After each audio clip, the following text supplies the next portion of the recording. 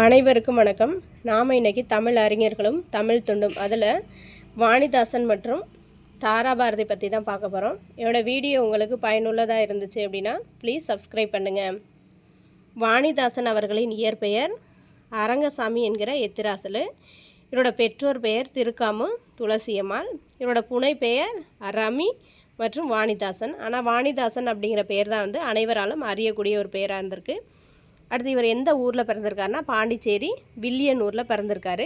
எப்போ பிறந்திருக்காங்கன்னா ஜூலை 22, 1915 பிறந்திருக்காங்க. இவரோட இறப்பு ஆகஸ்ட் 7, 1974.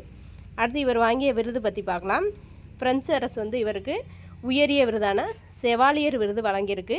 இந்த செவாலியர் விருதினை பிரெஞ்சு குடியரசுத் தலைவரால் வாணிதாசனுக்கு வழங்கப்பட்டிருக்கு. அடுத்து தமிழக அரசின் கலைமாமணி விருது பெற்றிருக்காங்க. அடுத்து பாவேந்தர் பாரதிதாசன் விருதும் வாணிதாசன் அவர்களுக்கு வழங்கப்பட்டிருக்கு. அடுத்து வாணிதாசன் அவர்கள் பாரதிதாசனின் மாணவர் ஆவார். அதாவது பாரதிதாசனிடம் வாணிதாசன் அவர்கள் தொடக்க கல்வி பயின்றிருக்காரு.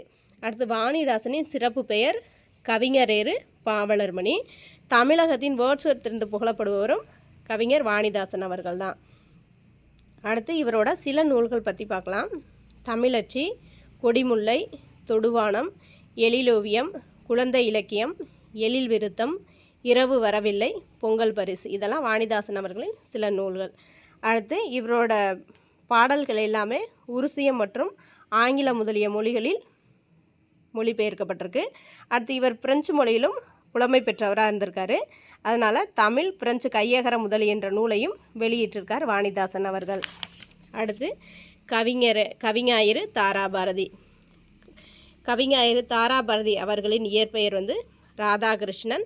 எப்போ பிறந்திருக்காங்கன்னா 1947 பிப்ரவரி 26 அன்று பிறந்திருக்காங்க. இவரோட இறப்பு மே 13, 2000 இறந்திருக்காரு. அடுத்து தாராபாரதி அவர்கள் தமிழகத்தை சேர்ந்த கவிஞர். இவர் எந்த ஊரில் பிறந்திருக்காருன்னா திருவண்ணாமலை மாவட்டம் குவளை அப்படிங்கிற ஒரு சிற்றூரில் தான் தாராபாரதி அவர்கள் பிறந்திருக்காரு. அடுத்து தாராபாரதி அவர்கள் 34 ஆண்டுகள் ஆசிரியராக பணியாற்றிருக்காங்க. இவரோட ஆசிரியர் பணி சேவைக்காக தமிழக அரசு நல்லாசிரியர் விருதினை இவருக்கு வழங்கியிருக்கு. அடுத்து கவிஞாயிறு என்னும் அடைமொழி பெற்றவர் தாராபாரதி அவர்கள்.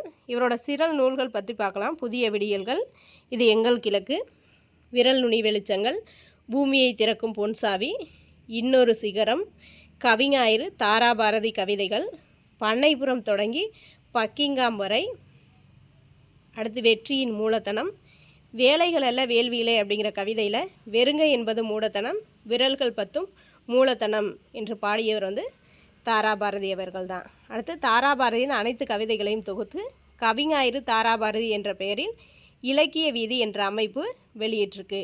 இந்த வீடியோ உங்களுக்கு பயனுள்ளதாக இருந்துச்சு அப்படின்னா ப்ளீஸ் சப்ஸ்கிரைப் பண்ணுங்கள். தேங்க்யூ.